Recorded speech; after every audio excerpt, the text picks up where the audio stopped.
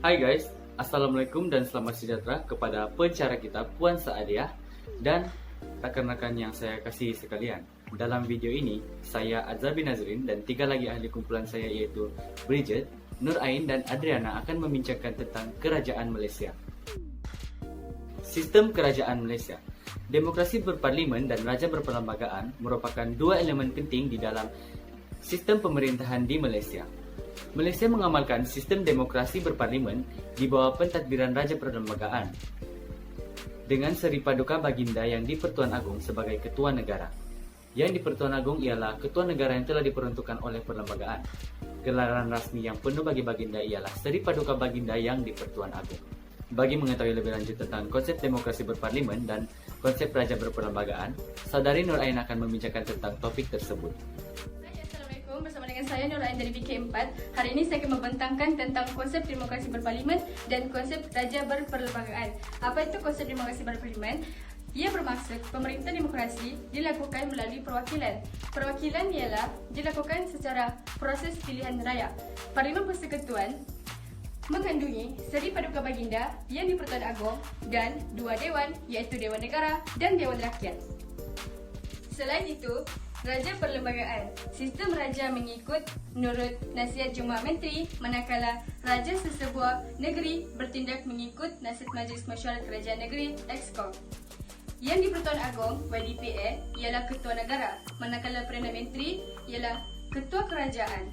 Di peringkat negeri pula, Sultan atau yang di-Pertuan Negeri ialah Ketua Negeri, manakala Menteri atau Ketua Menteri ialah Ketua bagi Kerajaan Negeri. Sekian, terima kasih. Itu dia konsep demokrasi berparlimen dan konsep raja berperlembagaan. Yang di-Pertuan Agong. Yang di-Pertuan Agong merupakan Ketua Negara. Baginda mempunyai bidang kuasa yang luas seperti yang telah dikanunkan di dalam perlembagaan. Baginda juga mempunyai peranan dan fungsi dalam tiga cabangan kerajaan, yaitu cabang eksekutif, perundangan, dan kehakiman. Yang di-Pertuan Agong dilantik setiap 5 tahun mengikut giliran raja yang telah ditetapkan oleh Majlis Raja-Raja. Kuasa eksekutif yang di-Pertuan Agong. Perlembagaan memberi kuasa eksekutif kepada yang di-Pertuan Agong. Baginda menjalankan tugas atas nasihat Perdana Menteri atau Jemaah Menteri.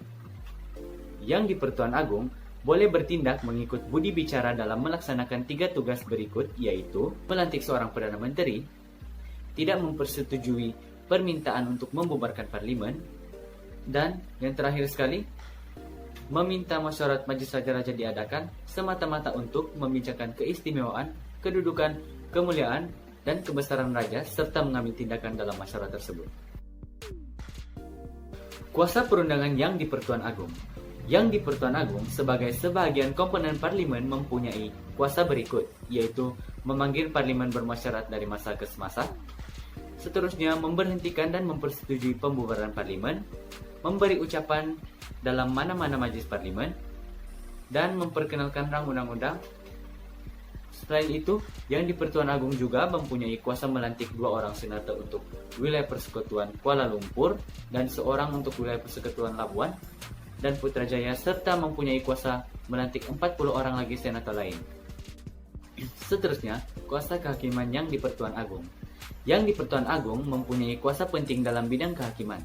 Antara tanggung jawab yang di-Pertuan Agong ialah beliau berperanan melantik Ketua Hakim Negara Mahkamah Persekutuan, Presiden Mahkamah Rayuan, Hakim Besar Mahkamah Tinggi Malaya, Hakim Besar Mahkamah Tinggi di Sabah dan Sarawak, Hakim Mahkamah Agung, Hakim Mahkamah Rayuan, dan Mahkamah Tinggi atas nasihat Perdana Menteri setelah berunding dengan Majlis Raja-Raja.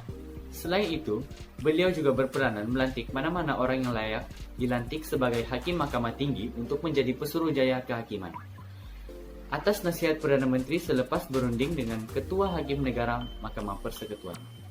Selain itu, beliau juga boleh memanjangkan perkhidmatan seorang hakim yang berumur lebih 66 tahun. Bagaimanapun, lanjutan perkhidmatan itu tidak melebihi 6 bulan setelah hakim mencapai umur 66 tahun.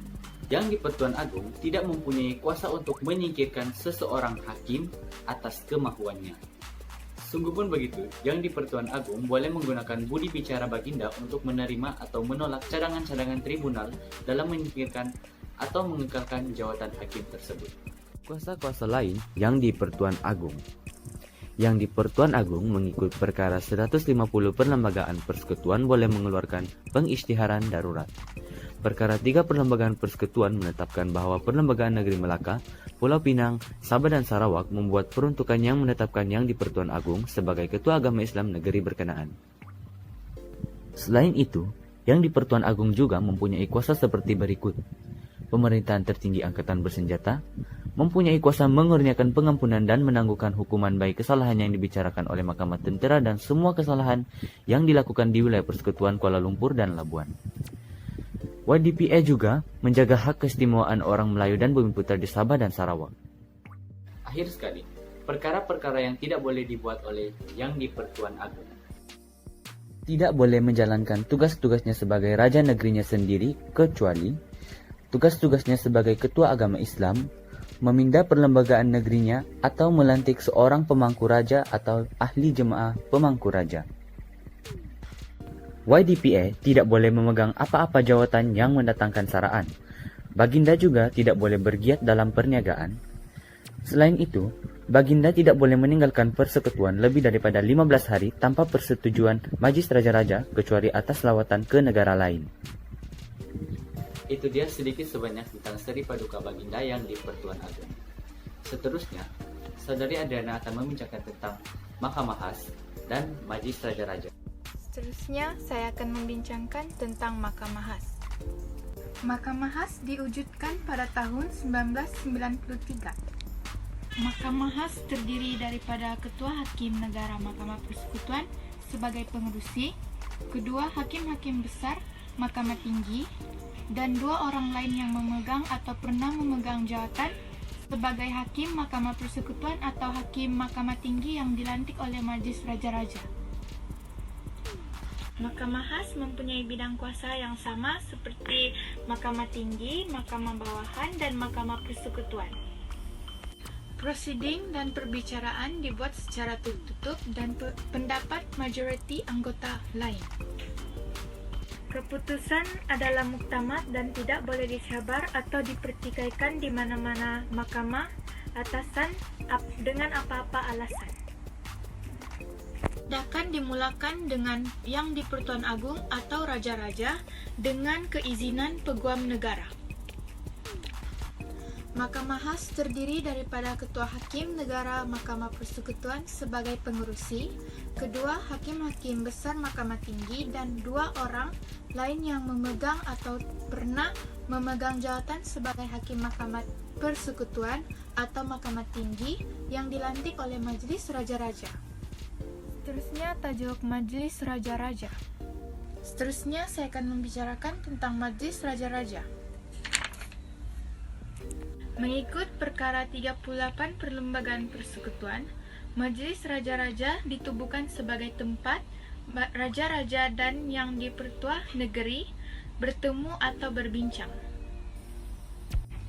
Mereka membincangkan tentang perkara yang tertentu seperti pelantikan hakim, perlembagaan persekutuan, memperuntukkan kerajaan supaya mendapatkan nasihat daripada Majlis Raja-Raja. Tugas-tugas lain Majlis Raja-Raja.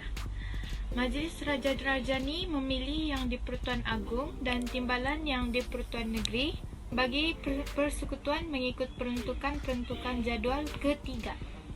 Mempersetujui atau tidak mempersetujui supaya apa-apa perbuatan, amalan atau upacara agama meliputi seluruh persekutuan. Membuat atau memberi nasihat mengenai apa-apa pelantikan yang memerlukan persetujuan Majlis Raja-Raja seperti Ketua Hakim Negara, Hakim-Hakim Mahkamah Persekutuan, Rayuan dan Tinggi, Ketua Audit Negara. Pelantik anggota-anggota Mahkamah Khas mengikut perkara 182. Memberi ampun, reprieve, dan respite atau meremitkan atau menggantung atau meringankan hukuman-hukuman mengikut perkara 42. Menimbangkan soal-soal mengenai dasar negara dan apa-apa jua perkara yang lain yang patut dipikirkan. Seterusnya, keahlian Majelis Raja-Raja.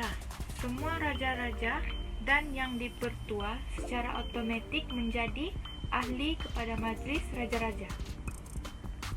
Yang dipertua negeri tidak boleh menjadi ahli Majelis Raja-Raja bagi maksud mesyuarat berhubung dengan pemilihan yang di-Pertuan Agung dan timbalan yang di-Pertuan Agung, melucutkan jawatan di-Pertuan Agung, dan membincangkan mengenai keistimewaan raja-raja.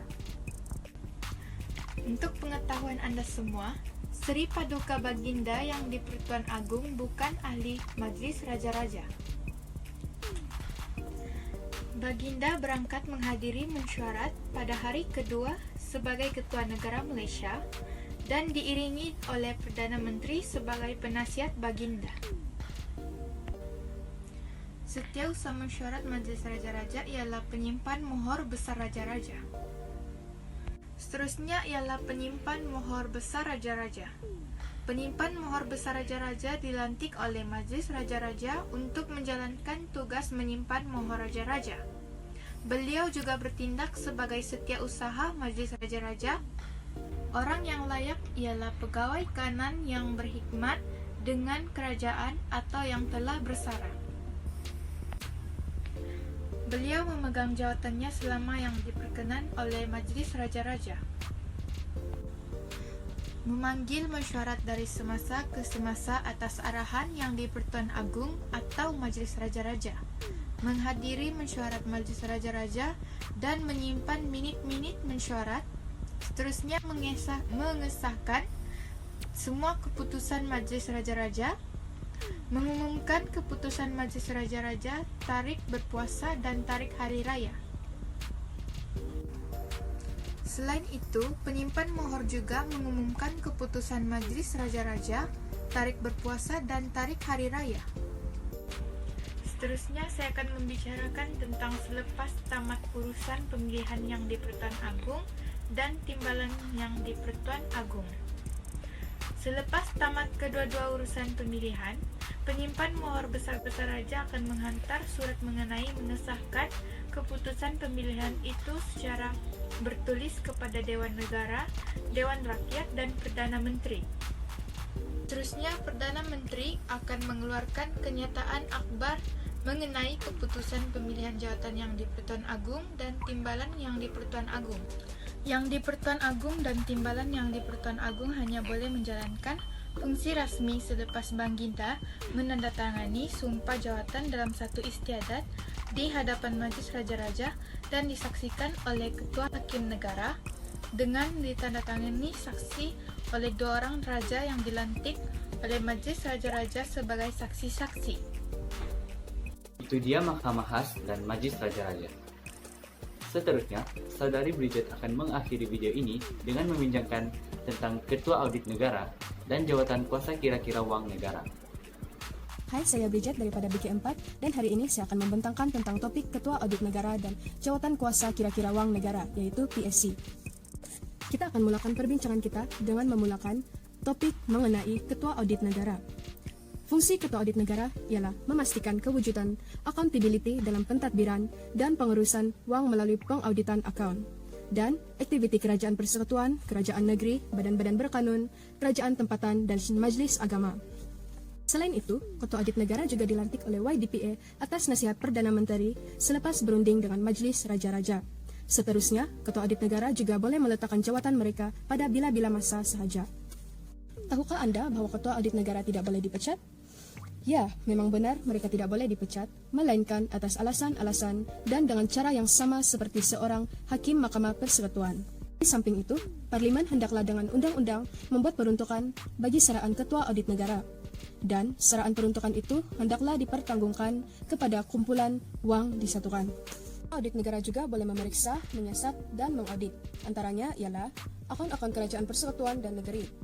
Yang kedua, akun-akun mana-mana kumpulan wang yang ditubuhkan secara berasingan oleh persekutuan atau negeri. Yang ketiga, akun-akun mana-mana badan atau pihak berkuasa awam jika diperuntukkan oleh undang-undang. Yang terakhir, akun-akun mana-mana badan termasuk syarikat-syarikat di bawah akta syarikat yang menerima geran atau pinjaman, termasuk juga syarikat-syarikat di mana lebih daripada separuh modal berbayarnya dipegang oleh persekutuan atau negeri. Seterusnya, Auto Audit Negara juga hendaklah menghantar laporan-laporannya kepada YDPA untuk dibentangkan di Dewan Rakyat. Manakala laporan-laporan mengenai akun sesuatu negeri atau pihak berkuasa awam negeri ini perlu dihantar kepada raja atau yang dipertua negeri bagi negeri tersebut untuk dibentang di Dewan Negeri. Perkara-perkara yang dilaporkan kepada Dewan Rakyat atau Dewan-Dewan Undangan Negeri akan dibincangkan oleh Jawatan Kuasa Kira-kira Wang atau Jawatan Kuasa Kira-kira Wang Negeri mengikut mana yang berkenaan. Seperti yang dikatakan sebelum ini, Jawatan Kira-kira Wang ini yang juga dikenali sebagai PSC dilantik oleh Dewan Rakyat di awal setiap sesi parlimen. Keanggotaannya pula terdiri daripada wakil-wakil rakyat daripada kalangan parti-parti politik utama yang berada di parlimen. Tugas PSC ini sebahagian besarnya bergantung kepada bentuk dan skop laporan Ketua Audit Negara berkaitan dengan isu-isu kawalan dan pengurusan wang awam. PSC juga akan meneliti laporan Ketua Audit Negara berkenaan dengan perbelanjaan yang melebihi peruntukan. Wang yang tidak dibelanjakan mengikut tujuan perbelanjaan tersebut diluluskan dan diperuntukkan dan sama ada program dan aktiviti telah mencapai objektifnya dengan mengambil kira sama ada perbelanjaan-perbelanjaan yang dilakukan telah mendatangkan nilai untuk wang kepada kerajaan. Itu saja pembentangan saya pada hari ini. Sekian, terima kasih.